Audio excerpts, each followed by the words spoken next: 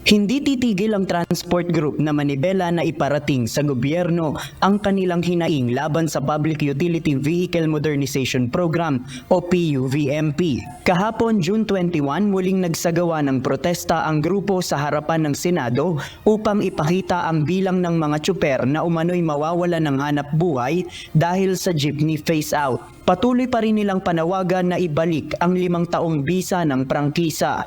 Tutol din sila sa naging deadline ng franchise consolidation na tila naging sapilitan. At ayon sa Manibela, posibleng sabayan nilang muli ng protesta ang ikatlong State of the Nation address ni Pangulong Ferdinand Marcos Jr. sa susunod na buwan. Baka, hindi natin alam. Baka pwede na mananawagan ulit tayo, magpoprotesta para ipanawagan na mahal na Pangulo, mali yung binibigay sa datos. Samantala ayon sa ilang senador, dapat ay suportahan ang local manufacturing ng mga modern jeepney. Ito'y kaugnay ng naging implementasyon ng PUVMP kung saan naging imported na mga minibus ang ipinalit sa mga iconic na tradisyonal na jeep. Kukonsultahin yung mga manufacturer ng bus, jeep yung pinag-uusapan at imported pa. Parang nabastos pa po yung mga local manufacturers natin.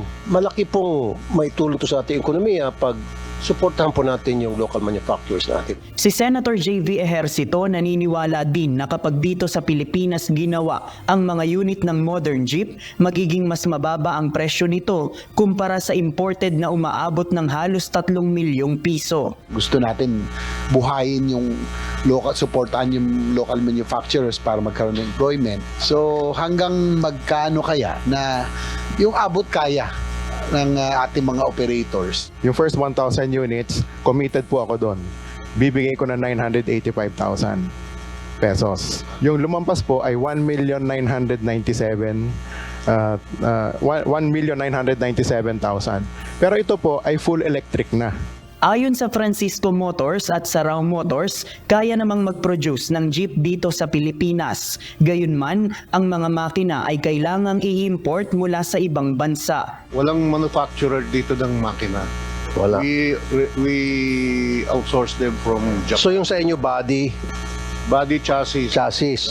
Yung mechanical parts and engine, sa labas na lahat yan. Wala po kaming programa yung sinasabi niyo po na tutulong sa local manufacturers. Siguro po pwede nating imbitahan taga DTI po kasi meron po silang programa doon, yung DTI, that will help the local manufacturers. Samantala ayon sa Francisco Motors, ang Euro 4 engine na nakalagay sa mga modern jeep na ipinapalit sa mga tradisyonal na jeep ay basura na din sa ibang bansa. Ipinaliwanag naman ng LTFRB na dinatnan na lang nila mula sa dating administrasyon ang itinakdang standard sa ipapalit na modern jeep. Ang Euro 4 engine ay obsolete na sa mga ibang bansa.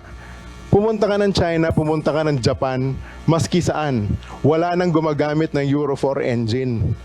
Yung Euro 4 engine itinatapon dito sa atin sa Pilipinas dahil basura yon sa kanila. When we assumed this position, this was the standard set by the Department of Environment and Natural Resources.